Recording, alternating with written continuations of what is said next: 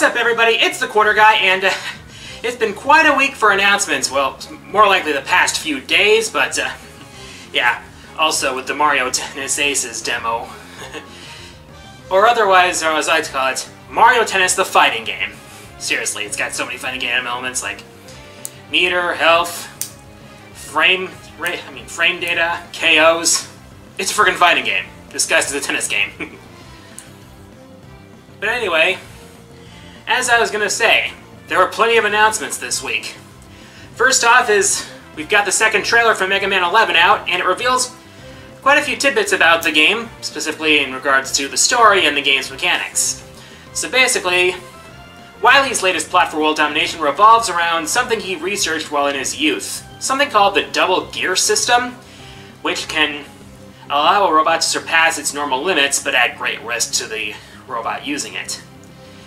So Wily steals a bunch of Dr. Light's robots and implants them with a double gear system to use against Mega Man. And Dr. Light, in response, tells Mega Man about the double gear system, warns him about the risks, but Mega Man is, hey, hook me up. So basically what the double gear system is, it consists of two gears, the first one being the speed gear, which speeds up a robot's abilities, essentially slowing down time around him.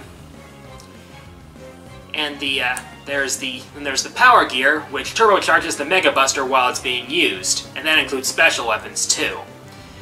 But if the meter above Mega Man's head runs out while you're using the double gear system, you'll overheat and you won't be able to use it again for a while. Also, interestingly enough, there is a overcharge mode which can be accessed when you're in critical health conditions, which basically gives you the benefits of both gears and gives you a super ultra shot. But if you overheat while you're using it, you'll only be able to use regular shots for a while until you cool down. And you'll be stuck in a position where you'll be at critical health. But overall, the game's looking really good. The release date is set for October 2nd, I believe it was. And as stated before, and it's okay. The main game is going to be $30, but the Switch version is going to have a Amiibo edition, which includes a brand new Mega Man Amiibo. Don't know what it's going to be used for, but it looks sick. Later that same night, Nintendo dropped some news about Pokemon. First off, they showed off this harmless free-to-play game called Pokemon Quest, which people have compared to Pokemon with Roblox or Minecraft and stuff like that. It's harmless, it's free to start, and it's out now. It's nothing big, but what they announced was what the big announcement that came later on was what had been leaked earlier and rumored before, but it's been confirmed now. It's the new Pokemon games for the Switch are Pokemon Let's Go Pikachu and Pokemon Let's Go Eevee. It's a streamlined version of that's similar to Pokemon Yellow in that it takes place in Kanto, but it incorporates capture mechanics from Pokemon Go, and it can actually hook up to Pokemon Go, but it actually does have standard Pokemon battles. It's basically seeming to be like a high-grade filler game before the next generation comes out next year. Yeah, while this is something of a mainline game, it's not the next generation, thankfully. But, it may not be what we were expecting, but, hey, I'd probably pick it up. Besides, Pikachu and Eevee's models look cute as hell. And, the third announcement. This was teased quite a while ago by Sega, but now it's been fully revealed.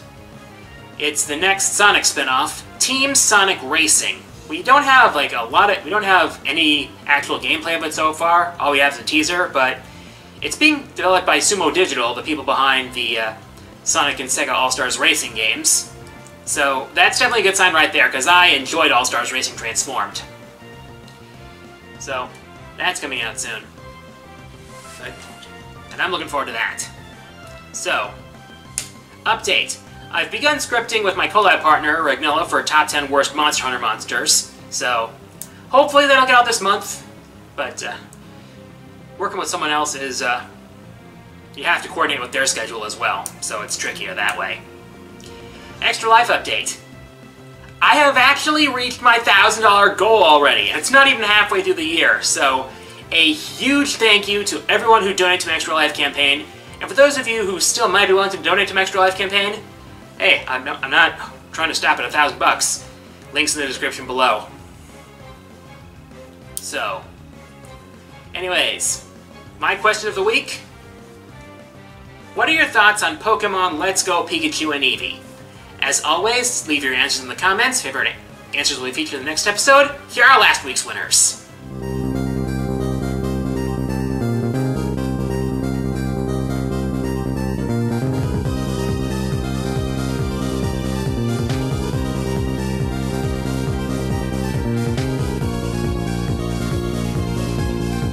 And with that, time for the fourth wall mailbag. As always, send me your questions via YouTube comments, and I'll feature my favorite questions in the next episode. First question this week comes from the Dark Seraph, who asks, are there any games you want to see get an HD remaster? Well, the one that really comes to mind for me is Beautiful Joe 1 and 2. I was actually introduced to Beautiful Joe through a GameCube demo disc, which also included Soul Calibur 2. And I thought the gameplay of Beautiful Joe, I thought the gameplay of the demo was really awesome, so I decided to get the game. Never looked back. It's one of those franchises that I really want to see come back in some way, shape, or form. And it's not like, like I said, it's not like Capcom's forgotten about Beautiful Joe. I mean, we wouldn't have gotten a Rashid costume for him if we didn't. But seeing Beautiful Joe back in action in HD would be pretty awesome. Not to mention, it would bring potential for some awesome fourth wall breaking jokes. Next question comes from Douglas Stewart, who asks, what's your main team in BB Tag gonna be when the game comes out very soon? Well, right now it's looking like Ragna and Ruby. Yeah, I'm vanilla. But, come on.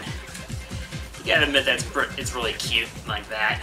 Speaking of which, depending on my schedule, I'm gonna see if I can try to stream some BB Tag on Saturday.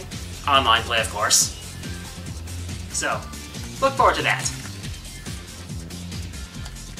Next question comes from Cutie Nepcure, who asks, what's your least favorite Mario game?